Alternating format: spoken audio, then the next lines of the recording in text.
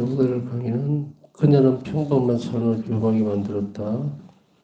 책 60페이지 살펴보겠습니다. 책 표지를 잠깐 금방 보다 보니까 위에 아주 작은 제일 위에 이 헤드라인을 해야 될까요? 파우스트 성녀의 완덕과 사명을 향한 길. 그녀는 평범한 삶을 비범하게 만들면서 완덕에 이르렀고, 그리고 당신의 사명을 향한 길이 여기에 있는 거예요. 그 길을 걸어가는 데 있어서 가장 중심이 평범한 일을 특별하게 만드는 거죠. 비범하게 만들었다는 것은 특별하게 만들었다는 이야기죠. 이 비범함이라고 하는 것이 우리가 보면 야, 저 사람 참 비범하다 이렇게 얘기할 때는 특별하다는 이야기죠. 그런데 그 특별함이 바로 이렇게 순수하고 혹은 아주 작은 것에 있다는 것을 우리는 많은 성인들에게서도 발견이 되어집니다. 특별히 소아데레스 성녀, 바우사 성녀도 소아데레스 성녀를 참 존경했고 또 그분의 영성을 특성을 따라가려고 애를 많이 썼죠. 닮은 꼴이 있지만 그러나 바우사 성녀는 이것을 통해서 완덕에 이르는 길을 자비신심 안에서 완전하게 드러내 줍니다. 자, 하나님의 자비신심, 바우사 성녀가 전해준 양식을 중심으로 하나님의 자비신심을 살아내는 데 있어서 전해져 있는 양식이 있다는 이야기죠. 자비신심을 이렇게 드러낸다는 이야기입니다. 공경하고 이걸 통해서 자비신심이 있음을 하나님 앞에서 드러내고 사람들에게 드러내고 교회 안에서 이 부분들을 전례 안에서 공경받도록 하고 하는 이런 모든 활동들이죠. 그것을 이제 살펴볼 겁니다. 파스 성례를 통해서 한 자비신심 안에는 네 가지 양식이 있는데 형태죠. 이 부분들을 우리가 하나하나 살펴볼 겁니다. 물론 익숙해져 있는 분들도 있고 제가 이제 이게 비정을 하러 오면 자비기도를 다 바칠 줄 안다고 생각을 하진 않아요. 가끔씩 이제 까먹을 때가 있습니다. 잊어버리고 이 사람들이 다 자비신심을 그러니까 자비기도를 바칠 줄 아니까 여기 왔겠지 이러다가도 강의를 시작하다가 아차 싶어서 자비기도 바칠 줄 압니까? 이렇게 물어봐요. 한 자비 5단 기도를 바칠 줄 아느냐 물어보는 이유는 그것에 따라서 이제 방향을 잡아야 되니까 이분들이 아주 초보인지 아주 아무것도 아닌 모르는 상태인지 혹은 그냥 저는 할 줄 알아요 라고 하는데 의미나 내용은 전혀 모르는 이 하나님 자비의 신심 안에서 바우사 성령을 통해서 정해진 이 네 가지 이 양식 형태 안에는 아주 특별해요. 다른 것보다 아주 특별한 게 왜 그러냐면 각 형태마다 각각의 양식마다 하나님 예수님께서 약속해 주신 내용이 다 있습니다. 은총이 있다는 이야기예요. 약속된 내용이. 그래서 아주 특별합니다. 그것을 알고서 또 그 안에는 예수님께서 이렇게 기도 바쳐야 된다라고 하는 그게 있어요. 이렇게 하지 않으면 안 된다예요. 그걸 저는 가르치는 거고. 가르치는 것도 있지만 또 전달한다는 의미를 저는 더 강하게 가지고 싶습니다. 왜냐하면 가르친다는 것은 제가 그것을 풀어서 모양을 만들어서 이렇게 주는 것이라고 생각하고요. 전해준다는 것은 있는 그대로를 조금 쉽게 알아듣도록 하지만 형태는 그대로 전달해주는 그 방식을 쓰는 게 맞죠. 왜냐하면 예수님께서 그렇게 하라고 원하셨기 때문에 규칙을 주고 원칙을 주신 거예요. 예수님께서 이렇게 하신 것을 감히 사람이 바꾼다? 그럴 수 없죠. 그래서도 안 되고. 그것은 엉뚱한 길을 빠져버립니다. 하느님이 원하시는 방식대로, 원하시는 뜻대로 해야지. 예수님이 이렇게 하시면 더 좋을 거라고 착각하고 하면 큰일 나요. 큰일 납니다.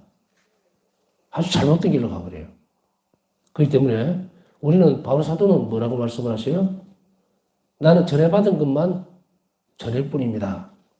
예수님께서도 그러시죠. 나는 아버지께서 들은 것을 그대로 전할 따릅니다. 저도 이제 거기에다 살을 한번 설 붙여서 끼어들면 나도 배운 대로 전달할 뿐입니다.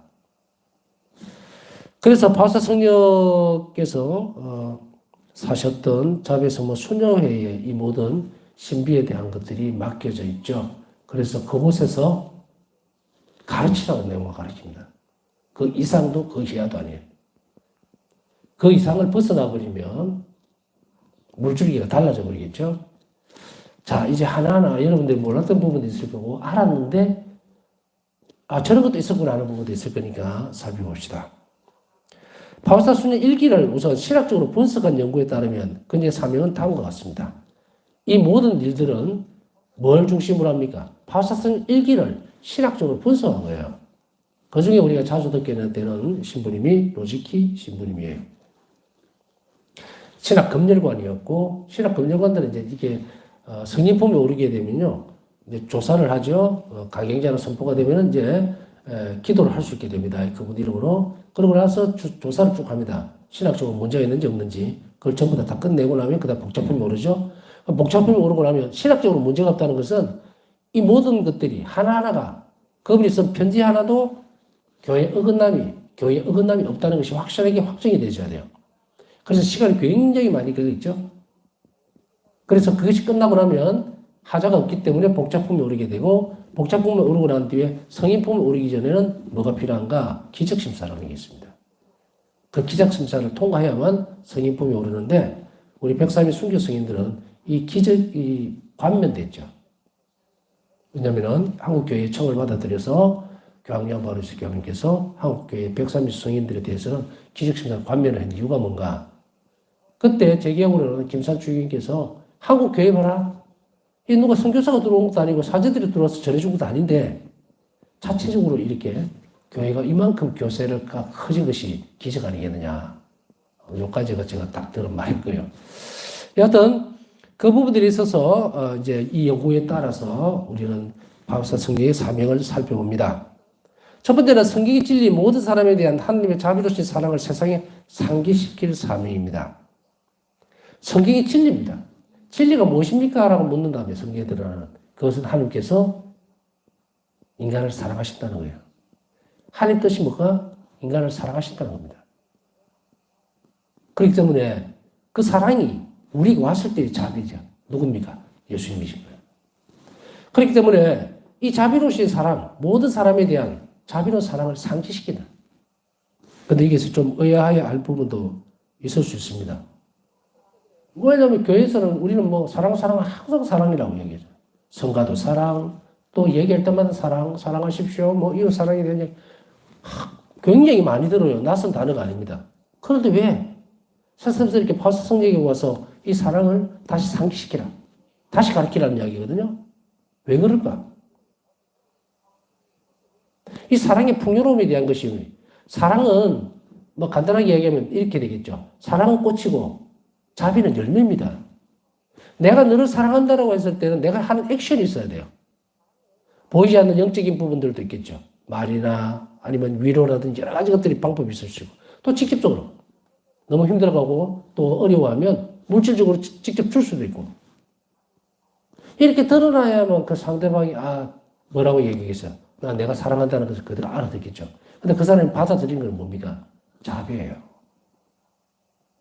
그렇기 때문에 우리가 부모와 자식 간에 있어서도 보면 부모가 자녀를 위해서 헌신할 때에 자식은 부모에서 사랑 꽃이라고 그랬잖아요. 꽃인데 그 꽃에서 나오는 결과물이 나거든. 그래서 열매가 맺히는 거야, 내 안에서. 그래서 어떻게 됩니까? 이 사람은 사람들에게 자비로 키워졌으면 자비로워집니다, 이 사람이. 자, 그래서 이것을 다시 상기시키는데, 사실은 사랑이라는 표현을 굉장히 많이, 저도 신학교 때 사랑이라는 말을 계속 뭐 하나님 사랑이십니다. 또 사랑했지, 자비라는 말을 거의 안 썼어요. 물론 상자에 비유할 때는 하나님이 자비로우십니다. 자비로운 하나님 아버지 자비에 대해서 얘기해요. 그 자비가 뭔지 몰라요. 모르겠더라고. 그냥 우리가 알아들을 때는 불쌍히 여기는 마음, 애정을 가지고 쳐다보는 마음, 이런 것들 정도지. 그 이상의 것이 있는지는 몰랐단 말이에요. 그러니까 결국은 뭐예요? 예수님은 하느님이 보이고 드러나는 자비인데, 인간을 사랑하기 때문에 예수님이 하나님께서 사람이 되셔서 우리 앞에 딱 나타났단 말이에요. 이게 자비잖아요. 아까 이야기했던 대로 열매가 이렇게 딱 보인 거예요. 그리고 우리 예수님을 보면서 아버지께서 나를 사랑하신다는 표를 확실하게 알아듣습니다. 그런데 이것이 안 돼 있는 거예요. 안 돼 있다. 그러니까 복음의 진리는 이 부분인데 복음의 폭이 좁아져 있다는 거예요. 그래서 이 부분들은 이제 저도 뭐 신학교 때 있을 때는 뭐 늘 그런 생각을 했어요. 우리는 사랑이고 불교는 자비고 이제 구별이 가십니까? 사랑이 드러난 것이 자비예요. 그럼 예수님이에요. 자비 자체거든. 그걸 잘못 이해하고 뒤죽박죽이 됐으니까 이제 자리를 잡아갑니다. 자, 파우사성을 통해서 이렇게 드러나는 것, 그것은 사랑을 상기시키는 사명이에요. 우리가 이제 사실 많은 냉담자들이라든지 냉담을 한다든지 하나님과 인격적 관계를 맺지 못하는 사람들에게 있어서 무엇이 문제일까? 그것은 하나님을 못 찾겠다는 것이 문제죠. 나는 하나님을 만나지 못했습니다라는 것을 대부분 듣게 됩니다. 그래서 이렇게 연결이 안 되니까 떠나는 거예요. 그래서 예수님 바울사상 1기에서 뭐라고 말씀하세요? 1기에서 예수님은 덩치고 떠나는, 교회를 덩치고 떠나는 혹은 냉담하는 이 사람들은 자신의 의지가 약하거나 게을러서 그런 게 아니다. 나태함 때문이 아니다. 하나님의 자비를 모르기 때문이다. 확실하게 예수님 당신 입으로 분명하게 밝혀줍니다. 그러면 이 자비를 알려주고 상기시키는 것이 얼마나 중요한지 아시겠죠? 창조에서 드러난 하나님 자비, 천사들의 창조에서 드러난 하나님 자비, 인간 창조에서 드러난 하나님 자비. 우리가 태어날 때 자비로 태어났다는 걸 여러분들 아셨어요? 자비의 결과물이에요, 내가. 이것을 알게 되면 이제 하나님 사랑에서 발출되고 내가 자비를 입고 태어났다면 나는 자비예요. 존재 자체가 하나님을 닮았어요. 그런데 무엇 때문에 망가집니까? 원죄 때문에. 그래서 세례선언을 받고 그리스도인이 되죠? 그러면 이제 삶의 의미가 어떻게 바뀌느냐? 모든 그리스도인들은 자비로워야 된다는 거예요. 그래야 행복해집니다. 본질이 자비예요. 하나님께서 왔을 때. 근데 그것이 세례받기 전과 후가 달라지죠. 세례를 받아야 돼요. 그래야 원죄에서 벗어나야만 하나님 자비가 완전하게 내 안에서 이루어지죠. 자, 이 부분을 바울사성에는 뭐라고 말씀하고 계시는가? 이렇게 표현을 합니다. 아, 단조로운 삶이요. 그러면서 내 삶이 하루하루, 내가 하루를 사는 이유는 여기서 바울사성에는 당신 자신만이 사는 이유를 댔겠습니까? 아닙니다. 모든 인간들에 대한 살아내는 이유를 거기다가 분명하게 밝힙니다. 내가 오늘 하루 사는 것은 자비를 실천하기 위해서 하나님께서 허락하신 거예요. 그 시간을 주신 겁니다. 그렇다면 내 삶은 뭡니까? 오늘 하루 내 삶은 자비로워야 돼요. 예수님께서 그 시간을 나에게 선물을 준 거예요. 왜냐? 나에게 기회를 주는 거니까. 내가 이 오늘 시간에 자비롭게 살 수 있는 기회를, 내가 자비를 실천할 수 있는 기회를 오늘 주지 못하고 내가 죽으면 어디로 갑니까? 그냥 머리에서 병글병글 돌듯이 그냥 천국으로 갈 것 같습니까? 못 갑니다. 내가 분명하게 이 땅에서 자비를 실천하지 않는 한은 은감생심, 천국은 원하지도 말아야 돼요. 왜 그런지 저는 아시겠죠? 복음에서 분명하게 드러나죠. 자비를 베푸는 사람은 행복하다. 자비를 입을 것이다. 내가 자비를 안 베풀었는데 어떻게 입습니까? 내가 마지막 순간에 예수님 심판대에서 자비를 못 입는다면 정의의 심판을 받을 텐데 그 정의의 칼날을 비켜갈 사람은 이 세상 탈탈 털은 아무도 없어요. 그래서 어디로 가야 돼요? 여러분으로 가겠죠. 우리는 어리뻥하게 살면 안 됩니다. 신앙생활에서 제일 불행한 사람이 어리하게 사는 거예요. 막연하게 산다는 이야기예요. 이렇게 하면 연옥에 갈 수 있고, 이렇게 하면 천국에 갈 수 있고, 이렇게 하면 혹시나 넘겨짚지 마라. 신앙은 넘겨짚는 게 아니에요. 우리는 삶을 살아가면서 내가 자비를 좀 못하는 삶을 살고 있을 때는 천국에서 많이 멀어지다는 것도 인정을 해야 돼요. 방송에서 이렇게 미디어를 통해서 많은 부분들이 흘러나오면서 자꾸 사람들, 신자들에게 희망을 준다고 펌프질을 하면서 엉뚱한 쪽으로 끌고 가는 거예요. 그러나 저는 그렇게는 못 합니다. 아는 아고, 어는 어예요. 우리 스스로가 아프더라도 인정해야 됩니다. 내가 이래갖고는 안 되겠다는 것을 스스로 받아들여야 돼요. 그럼 내가 이러면 안 되겠다. 그럼 어떻게 하시라고 했을 때, 그때의 답은 주잖아요, 지금.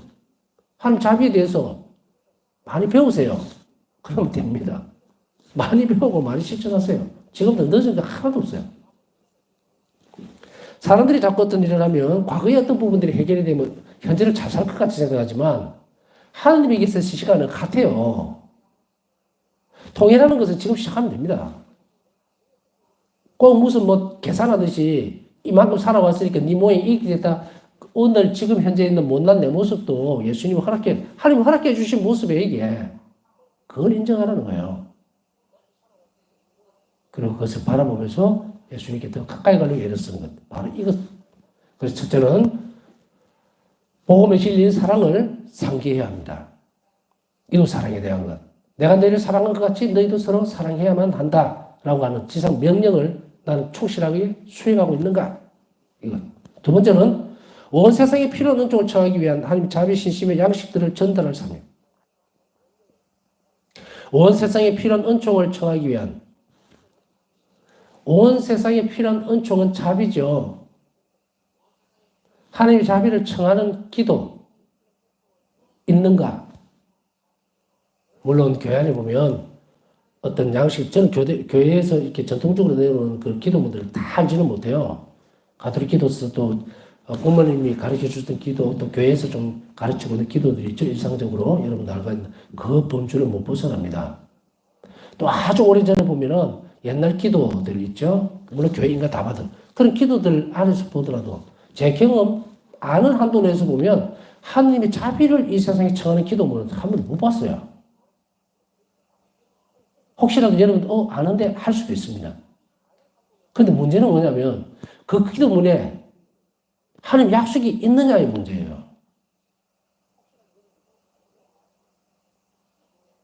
하나님 자비를 베풀어 주십시오. 이 세상에 자비를 베풀어 주십시오. 라는 것은 우리의 탄원일 수는 있지만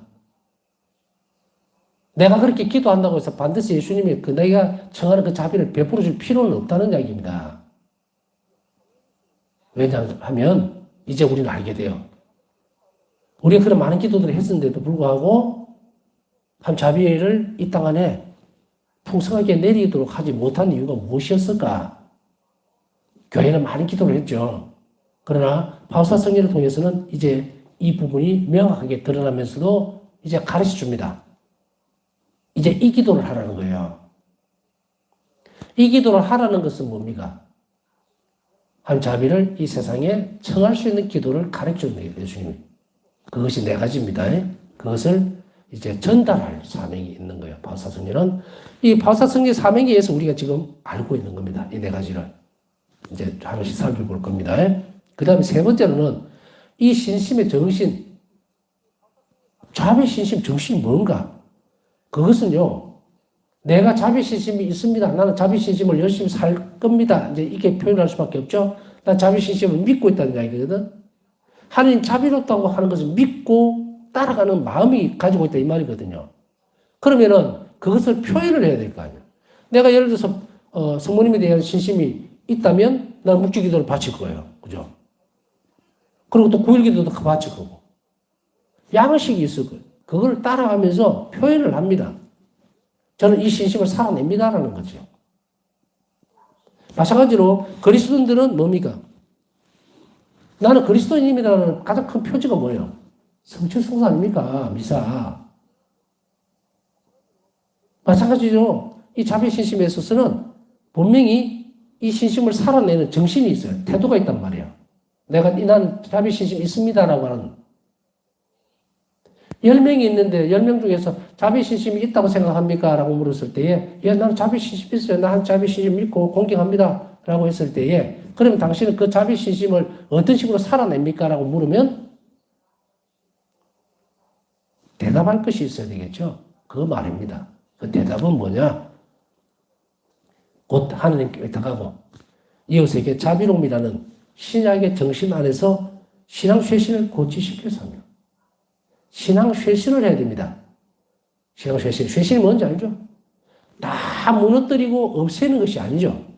있는 것을 새롭게 한다는 이야기인데 우리가 살아왔던 모든 아까 얘기했지만 이 자비를 청하는 기도들을 받침으로 인해서 내가 주님 자비를 베풀어 주십시오라고 했을 때에 그것도 굉장히 큰 기도거든요. 근데 이게 왜 안 들어지는가? 이것을 반드시 듣고 하나님이 그렇게 자비를 나에게 베풀어 주시기 위한 조건이 이거예요. 하나님께 의탁하는 거. 의탁의 정신 없이는 내 자비를 받을 수가 없다. 왜? 의탁의 정신은 그릇이다.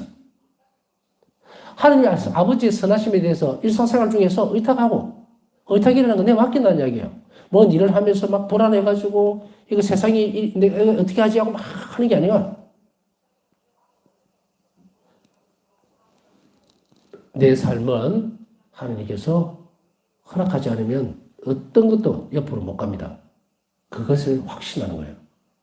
그리고 그 길 안에 매일매일의 시간 안에 하나님께서 나에게 아버지는 선하십니다. 그 선하심을 믿고 내 모든 인생들을 다 맡길 때, 내가 맡길 때.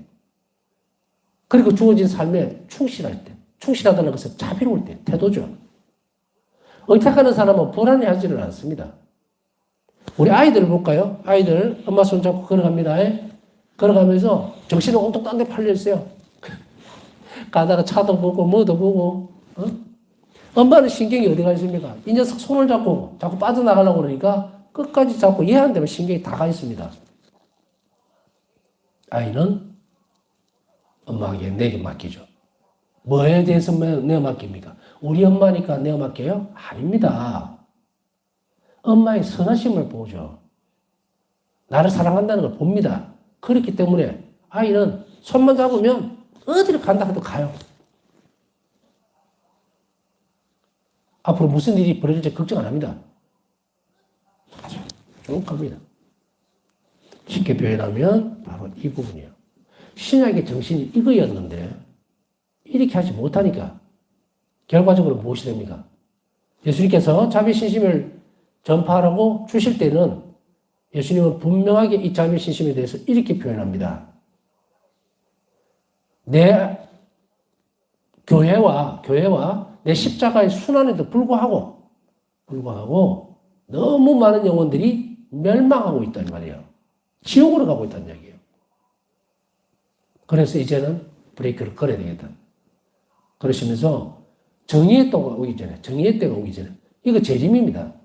정의의 때가 오기 전에 마지막으로 그 앞서서 자비의 때를 먼저 내보낸다. 그게 누굽니까? 파수성이에요. 우리가 알다시피 2000년 4월 30일 시성되시는 때에 한 자매 주일을 동시에 선포를 합니다.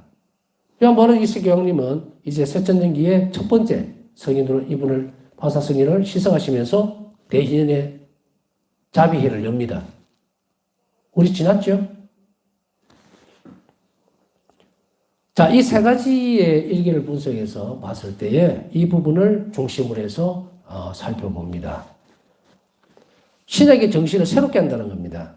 없었던 것이 아니에요. 신약의 정신이 확대되고 풍요로워지지를 못하고 아까 말씀드렸듯이 이 의탁의 정신이라는 것에 대해서 생소했던 부분이에요. 하나 예를 들어서 복음에서 겨자씨 하늘 만한 믿음이라는 게 있다면 이 사람들은 저리로 갈 것이다 할 때 이 믿음이 뭔지를 모르는 거예요. 이 믿음이 뭔지를 몰라요. 그게 믿는다? 아고 저는 믿습니다. 그러면 어느 쪽까지 얼마만큼 믿어요? 여러분 믿음 한번 꺼내보세요. 얼마만큼 큰가? 네? 제 믿음은 이만합니다 하고 꺼낼 수 있는 거예요?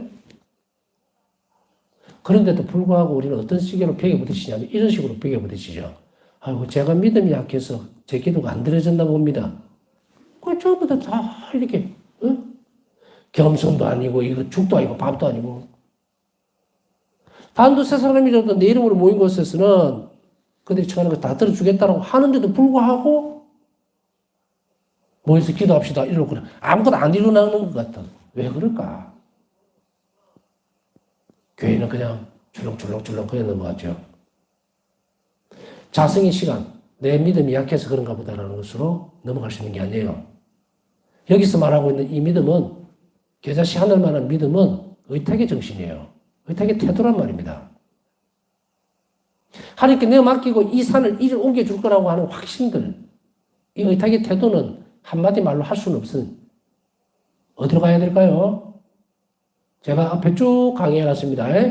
의탁의 학교 가셔서 쭉 배우시면, 의탁의 태도, 이걸 얘기하는구나. 지금 제가 몇 마디 말로 설명할 수 있는 부분이 아니에요. 그렇지만, 복음에서 분명히 이야기하고 있는 이것은 바로 의탁의 태도예요. 하나님께 의탁을 하는 사람들, 모든 것을 다 이뤄낼 수가 있어요. 왜? 하나님께서, 예수님께서 약속하고 계신. 의탁의 정신을 살아가는 사람들은 내가 이 땅에서뿐 아니고 이 땅에서는 어린아이를 돌보듯이 돌봐줄 거고 하는 약속들을 주는 양식이 4가지나 있는 거예요. 다 돌봐주시겠다는 이야기죠. 그렇기 때문에 우리는 이 부분들에 대해서 잘 살펴보고, 이제는 살펴봐야 되겠구나. 이제는, 금방 제가 뭐라고 앞에 말씀드렸어요? 의탁의 태도. 하나님께 의탁하고 이웃에게 자비로운 것 잊지 마세요. 의탁의 태도 없이는 어떤 기도도 안 들어집니다. 어떤 기도도. 왜 그럴까요? 일반적인 기도는 가능해요. 그러나 적어도 모든 기도의 정점에서 특히 자비에 대한 이 세상의 자비를 청하는 그러한 은총을 청할 때는 의탁의 그릇이라는 것을 반드시 가지고 있어야 됩니다. 의탁의 그릇을. 우리가 이제 여기에서 보면 자비신심에서 지금 다루고 있는 거기 때문에 의탁의 태도가 없다는 것은 자비신심이 없는 것과 같다라는 대전제를 놓고 하는 이야기예요. 그러면은 아직 자비신심 모르는 사람들은 교회 안에서 기도하면 그러면 아무 은총도 못 얻습니까? 그런 이야기 아니에요. 은총은 옵니다. 구별 잘 지으세요. 구별 잘 지으시라고. 일반적으로 여러분들이 열심히 지금 자비신심에 대해서 깊이 있지도 못하고 잘 배우지도 못했던 부분들이 대부분 많아요. 그분들 은총 다 받습니다. 안 받을 수가 없어요. 세례성사 안에서 또 그리고 성자성사 안에 다 줍니다, 은총은. 그러나 여기서 다루고 있는 것은 자비신심에서 약속되어 있는 그 은총을 이야기하는 거예요. 구별이 가시죠? 그러니까 여러분들이 예수님께서 더 큰 은총을 마련해 놓는 이 자비신심 안에서의 은총을 여러분들이 자비 은총을 청하라는 이야기지, 일반적으로 여러분들이 목주기도라든지 열심히 살아오면서 교회 안에서 바쳐왔던 기도가 그러면 나는 아무 은총도 못 받은 거가 그거 아닙니다. 여러분 은총 다 받았어요. 그렇지만 아까 얘기했듯이 이제 자비신심 안에서 권고하고 있는 이 더 큰 은총을 여러분들이 받도록 이렇게 오라는 이야기지, 이거 폐기하고 안 되고 없고 쓸모없고 아무것도 아니고 그런 이야기 절대로 아닙니다. 여러분들이 받아왔던 은총들은 다 어떤 은총이든 하나님이 주시니까 받는 거예요. 그래서 여기서 자비신심에서 주는 특별한 은총에 대해서 자비신심에서 주는 은총을 지금 다루고 있기 때문에 특별한 부분들을 다루는 겁니다. 일반적인 은총은 여러분 다 받았어요. 제가 이렇게 강조하는 이유는 그럼 우리는 안 받았는 거야? 이렇게 할까 싶어서 그런 일 절대 없죠. 여러분들 열심히 나름대로 지금까지 살아오면서 교회가 가르친 대로 충실했다면 모든 은총은 하나님에게서 어디서 나오겠어요, 은총이. 그리고 하나님은 안 주실 리도 없고 다 줍니다. 주는데 이제 업그레이드해서 좀 더 빨리 예수님께서 원하시는 쪽의 생활, 다시 한번 영성 생활을 좀 더 높은 단계로 하기 위해서는 이 자비신심을 살아내야 된다. 그리고 거기에 이런 은총이 마련되어 있고 이 은총은 의탁의 태도 없이는 받을 수 없다. 요렇게 이제 정리가 되는 거예요. 아시겠죠? 이렇게 일반적으로 여러분들이 받고 또 살아내면서 하나님께 받으셨던 은총들은 다 받은 거예요. 하나님 주시니 누가 줍니까? 제가 줍니까? 아니에요. 저는 자비신심 안에서 바사스키를 통해서 전달되어주는 이런 자비 은총에 대해서 여러분들 소개를 해주는 거고 그 삶으로. 그래서 앞에 제일 처음에 이 부분을 소개하고 이끌어갈 때 뭐라고 말씀드렸습니까? 좀 더 높은 덕성에 이르고자 하는 사람들이 있다. 또 예수님을 더 깊이 사랑하려고 하는 그런 영혼들이 있다. 이랬죠. 그런 영혼들이 가면 돼요. 걸어가는 길이에요, 여기가. 그러나 일반적으로 있다고 해서 저 사람들은 아니야라고 할 수 없다. 절대 그러면 안 되죠. 열려져 있는 거예요. 열려져 있는 거. 그래서 나는 요만큼밖에 안 할래. 그러면 그렇게 사시면 돼요. 그러나 반드시 그 안에 내가 요렇게만 나는 요것밖에 안 돼요. 그래서 요렇게 나는 평신으로서 요 정도까지 살렵니다 하면 하더라도 그렇게 산다 하더라도 적어도 우리가 하나님 자비에 대해서는 알아야 된다. 이 말씀을 드리고 싶습니다. 자, 저명한 신학자 루지 신부는 하나님 자비 신심과 관련하여 바오사순의 사명을 자세히 분석을 했습니다. 루지 신부 아까 말씀드렸죠? 이분 자주 듣게 되는 그 이름입니다. 자, 이 문제에 관한 주요 개념은 루지 신부의 논문 하나님 자비 부제목이죠. 하나님의 자비 신심의 본질적인 특성. 한 자비 신심은 본질적으로 뭐가 특별한가에 대한 거예요. 그래서 아까 얘기했듯이 제가 말씀드렸던 은총도 일반적인 은총, 우리가 쭉 살아왔던 그런 은총과 자비 신심에서 특별히 드러나는 은총이 뭔가 그걸 보자는 이야기입니다. 따로 떨어져 있어요. 이 논문은 이미 앞에서 언급을 했다. 6쪽에서 참고를 하라 이래놨고요. 이 문제에 관한 주요 개념은 논문에서 나와 있는 건데 이것은 바오사성이 자비신심에 관련해서는 아까 위에서 세 개를 얘기해 드렸죠. 그 부분을 얘기를 한다고 보면 됩니다. 루지 신부 이 책은 바오사순의 일기라는 컴퓨터의 소프트웨어와 같다고 마하르스키 추기경은 말했다. 마하르스키 추기경은 하느님 자비의 사도년 앞에 다시 얘기하면 예수님께서 세우고자 하셨던 파우스님이라고 하는 공동체, 세계적인 공동체죠. 연합체죠. 이 하느님 자비의 사도연합회를 창설하신 분이에요. 바오사 성리에게 이 공동체에 대해서 필요성에 대해서 말씀하시고 만들어라고 얘기를 하셨는데 바오사 성리 생전에는 이 회를 만드시지를 못하고 돌아가시고 이제 시간이 엄청 많이 걸렸죠. 38년도에 바오사 성리 돌아가셨는데 1996년도 돼서 마하르스키 추기경이 이제 기관으로서 하나님 자비의 사도연합회 바오스님을 설립을 합니다. 그 이야기를 지금 하고 있는 거예요. 그 이야기를 하고 있는데 그것을 설립한 분이 바로 마하르스키 추기경인데 이 추기경이 이렇게 말씀을 하십니다. 이 컴퓨터를 잘 사용하려면 일기를 이야기하는 거예요. 일기라는 컴퓨터. 이걸 잘 사용하려면 곧 바오스타 수녀가 전해준 양식들에 따라 하느님의 자비신심을 전파하려면 먼저 루지 신부 책에서 지식을 얻어야 한다. 자, 일기가 이 컴퓨터예요. 일기 아시죠, 그죠? 근데 간단하게 설명하면 컴퓨터 안에 혹은 여러분들 이제 그 전화기 많이 쓰시잖아요, 그죠? 핸드폰을 이렇게 탁 켜면은 뭐가 나옵니까? 이걸 어플리케이션이라고 그러는데, 뭐 그림같이 이렇게 내가 막 여러 가지 많이 있죠. 그래서 유튜브도 그 그림을 보고 꼭 누르면은 유튜브로 들어가죠. 요 하나하나가 소프트웨어라는 겁니다. 쉽게 얘기하면. 그러면 우리가 공장에서 나올 때는 어떻게 됩니까? 기계만 나와요. 그죠? 기계만 나오고 이 소프트웨어가 없으면 이 기계가 작동을 못 해요. 못 쓴다는 이야기죠. 마찬가지로 이 루지 신부가 분석해 놓은 그것이 없으면 일기에 드러나는 것을 이해를 못 한다는 이야기입니다. 그 이야기예요. 그래서 루지 신부 해석이 반드시 있어야 일기를 본다는 거예요. 그러니까 여러분들이 지금 이제 바오사성리 일기책 보잖아요. 이게 무슨 말이야? 알아듣기 쉬운 말은 알아듣지만 나머지는 얼렁뚱땅 이게 뭔지도 모를 수밖에 없어요. 그러니까 여러분들에게 가르치는 게 지금 뭡니까? 제가 가르치는 게 루지 신부의 신학적인 해석들을 지금 가르쳐 주는 거예요.